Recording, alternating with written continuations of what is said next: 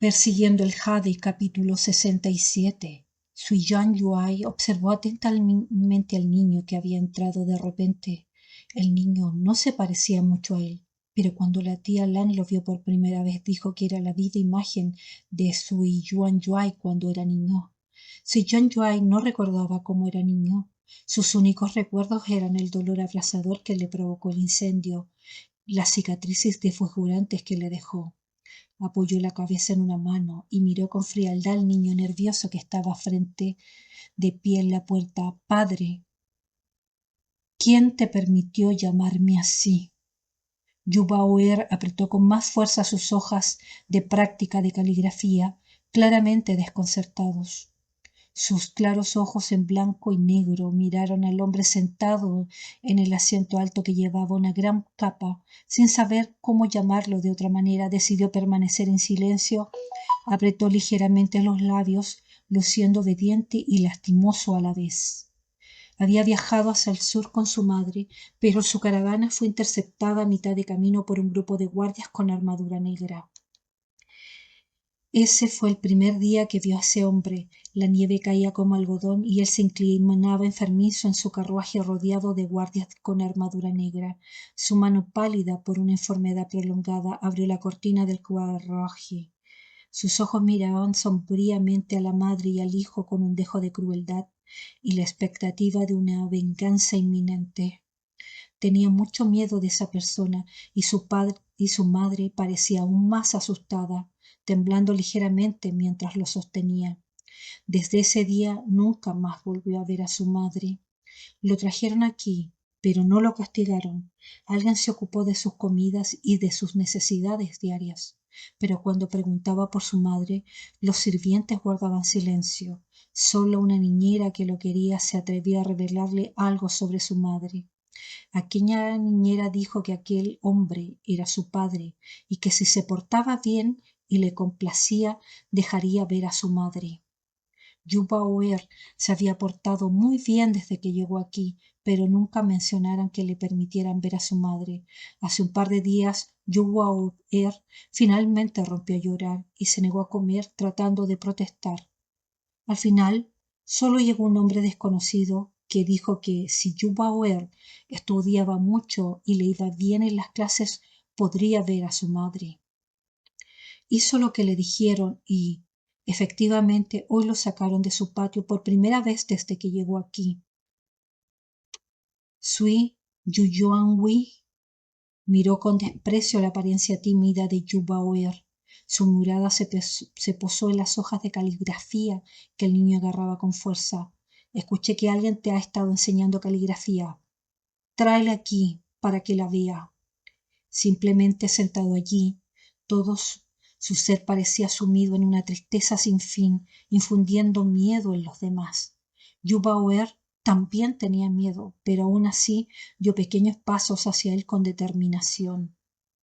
La parte de él que más se parecía a Yu Qianqian eran probablemente sus ojos, negros y redondos, con las esquinas ligeramente hacia abajo, de aspecto gentil e inofensivo y, de alguna manera, dignos de lástima.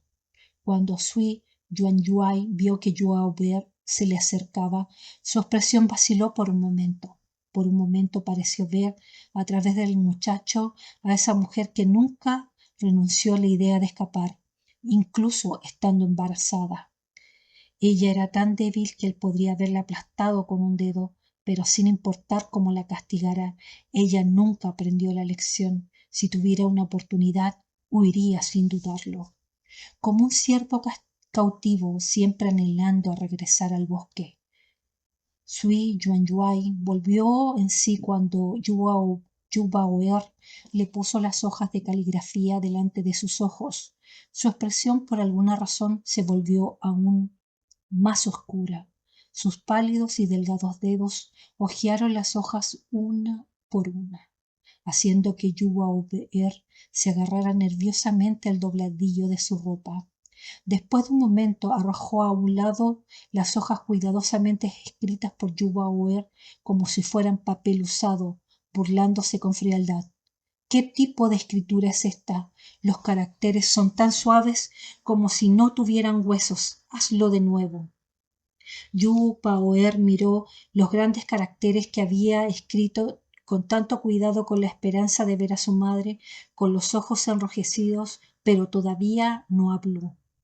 Al poco rato un asistente entró silenciosamente y preparó una mesa con pincel, tinta, papel y tintero.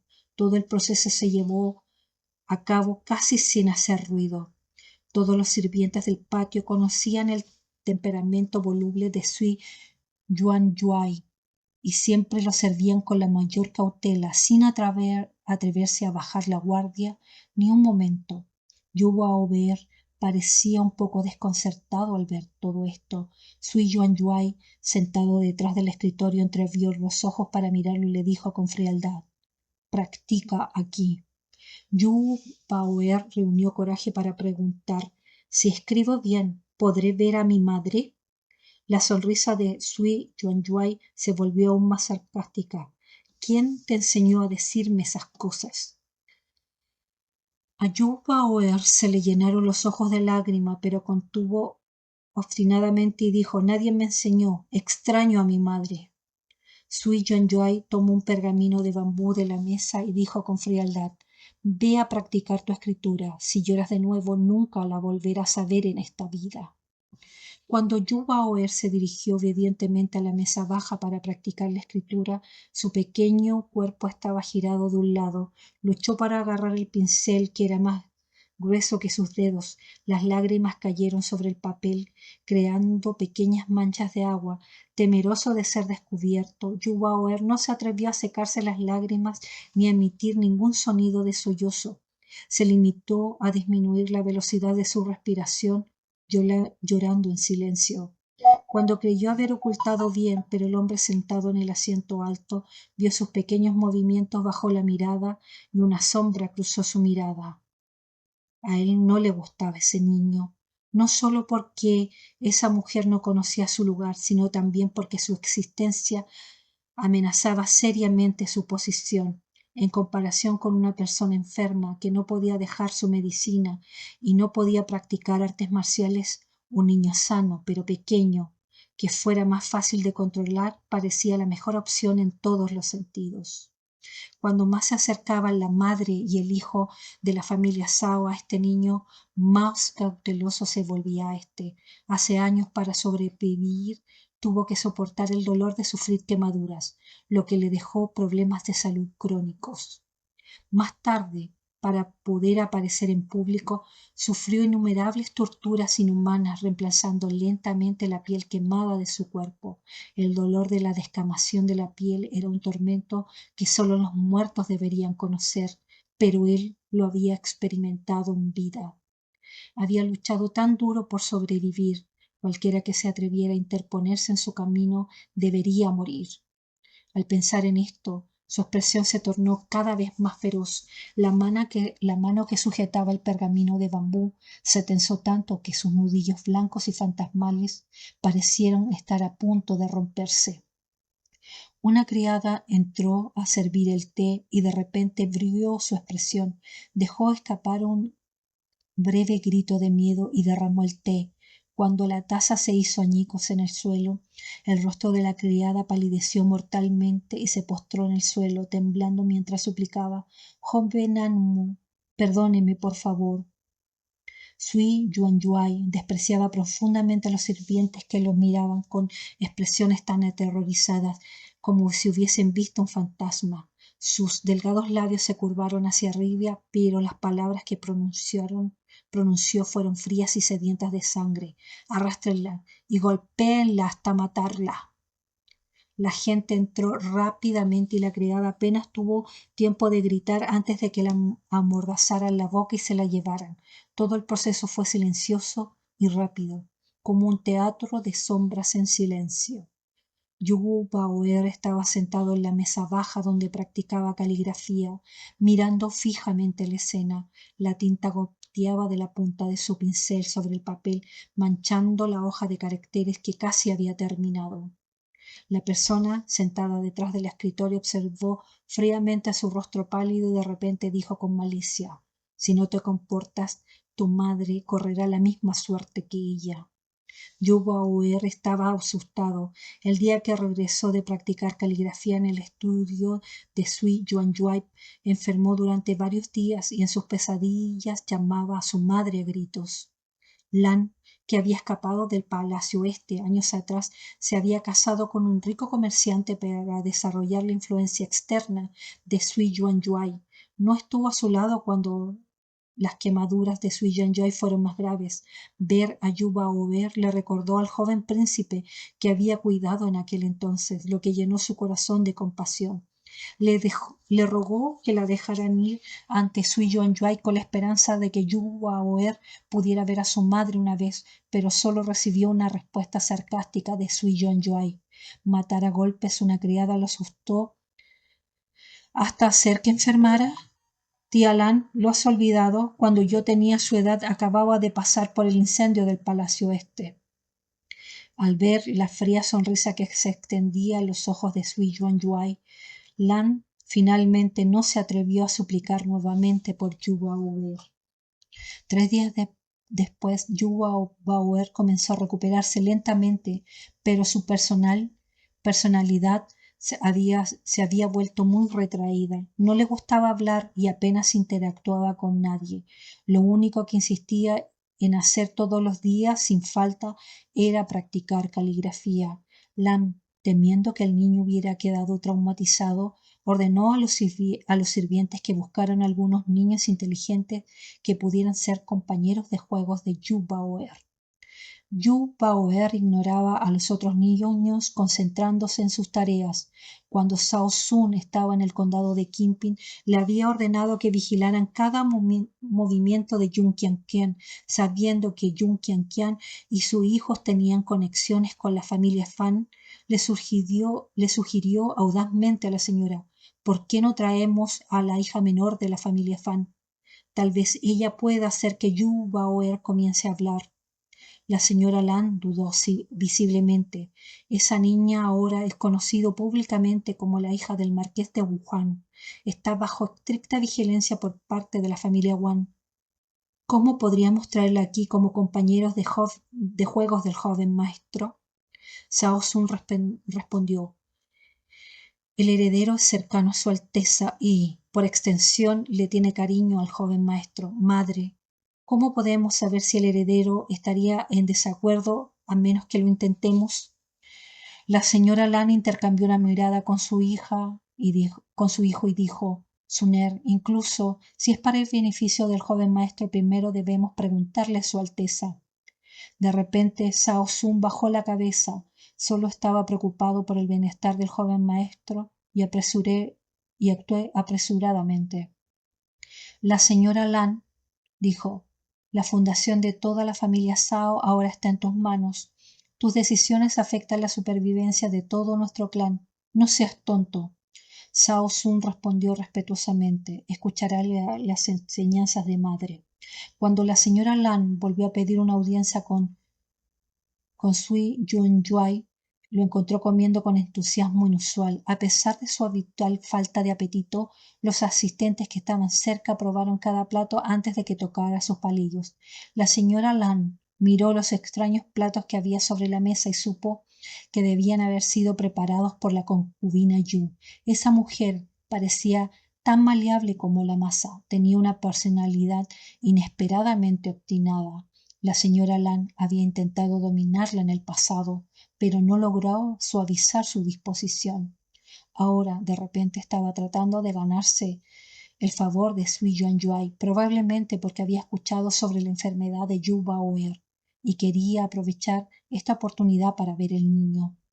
En cuanto a cómo la noticia había llegado a la concubina Yu en sus aposentos fuertemente custodiados, fue obra del hombre que tenía delante. La señora Lan frunció el ceño. Todavía no podía comprender los verdaderos sentimientos de Sui Yuanyuai hacia la concubina Yu. Cuando su salud se estaba deteriorando o temiendo lo peor, había elegido varias concubinas para él. Sui Yuanyuai comprendió sus intenciones. A pesar de su disgusto, tuvo que elegir una. de las dos para que le diera un heredero y continuara su linaje. La señora Lan a veces pensaba que probablemente fue a partir de ese momento que Sui Yuanyuan dejó de confiar en ella por completo. Por si le diera otra oportunidad, haría lo mismo, como confidente de la princesa heredera. Si el nieto imperial falleciera, haría lo que fuera necesario para asegurarse que dejara algunos descendientes para continuar su búsqueda de venganza. Solo entonces podría enfrentarse al espíritu de la princesa heredera en el cielo. En este grupo de concubinas, Sui Yuanyuan había ignorado a todas las hermosas y encantadoras, eligiendo solo a la tímida y obediente concubina Yu. Sin embargo, probablemente asustada por su temperamento impredecible, la concubina Yu, que ya era tímida por naturaleza, quedó aturdida y confusa después de servirlo. Más tarde cayó gravemente enferma y la gente de la mansión murmuró en secreto que debía ser la naturaleza aterradora de Sui Yuanyuan. Sui Yuanyuan se ocupó de los chismosos que también querían deshacerse de la concubina Yu, pero cuando el médico la examinó, descubrieron que estaba embarazada. Esto salvó la vida de la concubina Yu, pero después de recuperarse de su enfermedad, su personalidad parecía haber cambiado por completo. Era obediente en apariencia, pero albergaba muchos pensamientos en privado.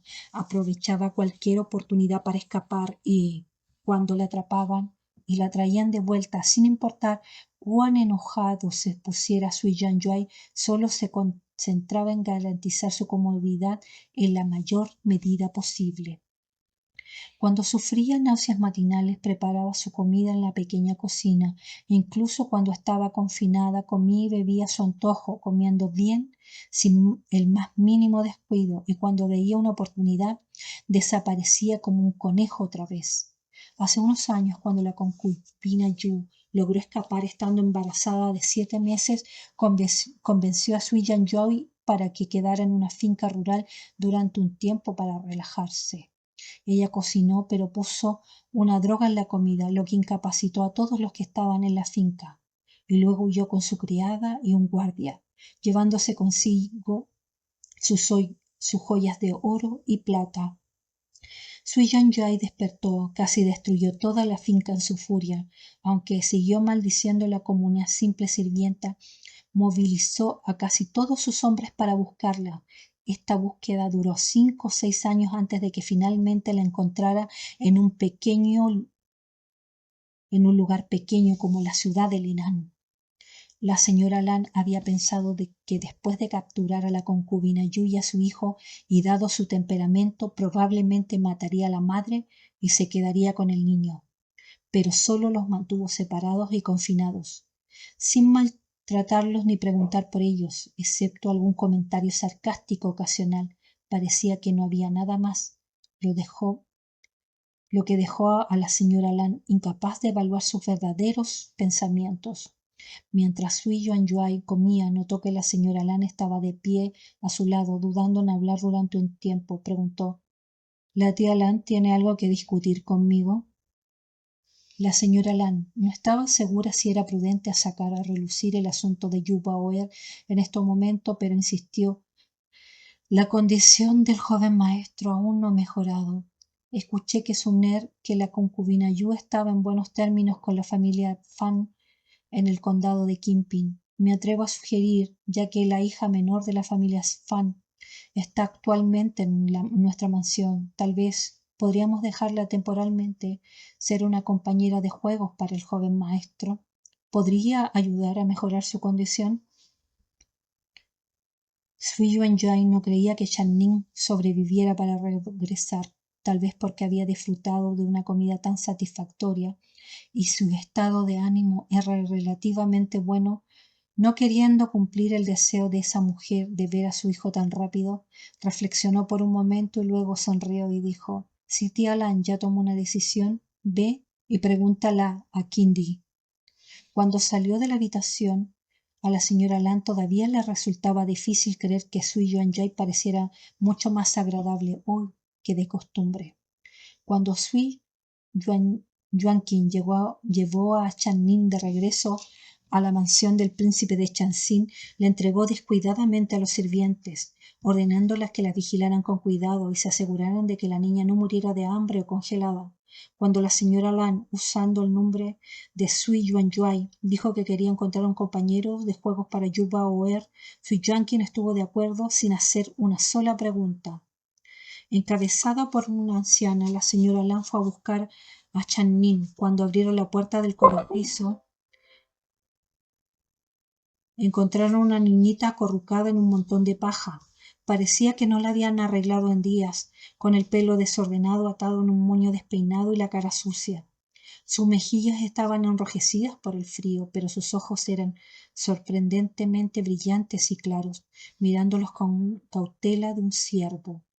Habiendo llegado al palacio, la señora Lan había visto innumerables bellezas en su vida. Al ver esta pequeña niña se sorprendió momentáneamente. Esta niña sin duda crecería y se convertiría en una belleza poco común. En Chinzhou, Fan Chanyu abrió de una patada la puerta custodiada por bandidos. Su cuchillo de hierro negro hizo saltar chispas cuando golpeó la cerradura, que cayó al suelo. Los oficiales que estaban detrás de ella, todavía recuperando el aliento, gritaron: «Señorita, no corra tan rápido. Hay muchos bandidos por delante». Sus palabras se fueron apagando cuando vieron que los bandidos, tirados en el suelo gimiendo de dolor. Ignorando a los funcionarios que llegaron tarde, Fan Chanyu entró a la oscura mazmorra. Recorrió a los niños que habían sido drogados y dejados aturdidos, gritando el nombre de Channing mientras examinaba a cada uno. En los últimos días en la ciudad de Jinzhou había sufrido varios casos de secuestro o rapto de niños. Los investigadores afirmaron que se trataba de una banda de traficantes de niños que se aprovechaba del caos para secuestrar a los niños. Preocupado de que Channing pudiera haber sido secuestrado por estos traficantes, Fan Chanyu había estado acompañando a los funcionarios a allanar los escondites, aferrándose a un rayo de esperanza. Aunque no había encontrado a Channing, su reputación de manejar un cuchillo de carnicero y masacrar enemigos se había extendido. Cada vez que destruían una guarida de tráfico de niños o mujeres, ella estaba al frente, matando enemigos con una valentía notable. Como no era una funcionaria, el gobierno solo podía recompensándola con grandes sumas de dinero. Fan Chanyu observó cómo su bolso se llenaba cada día más de billetes, pero todavía no había noticias de Channing, lo que la dejaba cada vez más ansiosa. Después de interrogar a los traficantes, se enteró que habían vendido algunas niñas a diferentes prefecturas.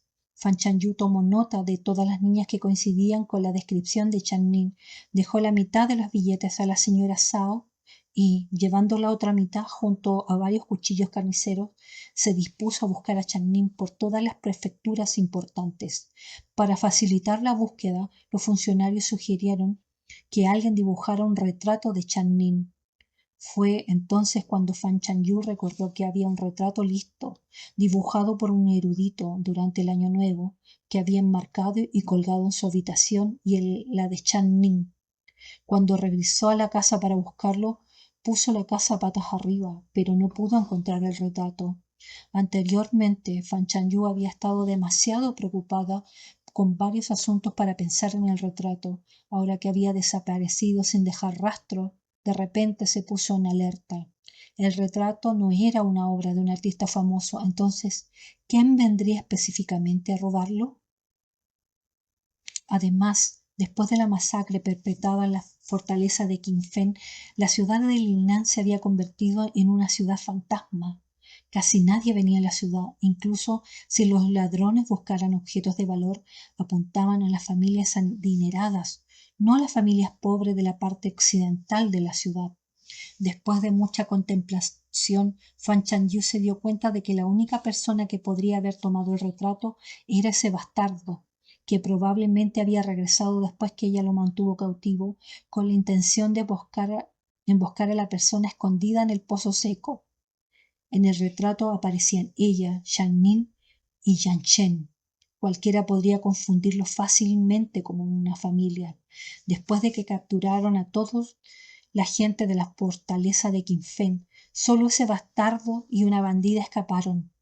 ¿Podría ser que no hubieran secuestrado a Channing basándose en ese retrato con la intención de vengarse de ella?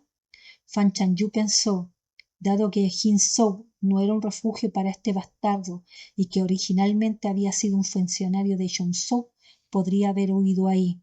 Con una orientación para su búsqueda, compró un caballo ese mismo día y partió hacia Yongzhou, haciendo las averiguaciones a lo largo del camino.